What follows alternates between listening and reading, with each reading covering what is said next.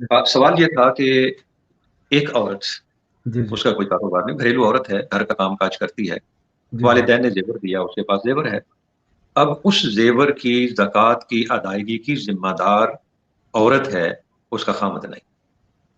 एक बच्ची के पास ज़ेवर है या बच्ची के अकाउंट में पैसे जमा हुए और वो निसाब की हद तक पहुँच जाते हैं, बच्ची बालिग हो गई, अब उस पर ज़कात फ़र्ज़ है, तो उस ज़कात की अदायगी की ज़िम्मेदारी बच्ची के वालिदैन की नहीं, बच्ची की माँ की नहीं, बच्ची के बाप की नहीं, बल्कि उस बालिग बच्ची की है कि वो अपने माल की ज़कात अदा करे।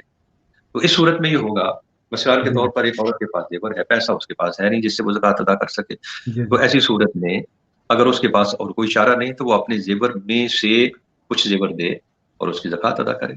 एक बच्ची के पास ज़ेवर है, बालिग हो गई, उस ज़कात की ज़िम्मेदार वो बच्ची, अगर वालिदैन उसकी तरफ से ज़कात अदा कर दें, वो ज़कात जी, अदा जी। हो जाएगी। जी, अगर जी। वालिदैन उसे जितनी ज़कात बनती है, उतने पैसे उसे देते हैं कि ये ज़कात अदा कर लो, वो अदा कर लेती है, हो जाएगी ज़कात अदा।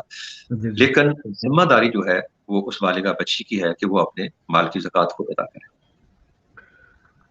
बसूरत दीगर वो जितनी ज़कात बनती है, उतना अपना ज़ेवर बेचे और बेच कर तो उसकी ज़कात हाँ, अदा उतना उतना ज़ेवर बेचे और उतना ज़ेवर बेच के उसमें से ज़कात अदा करे।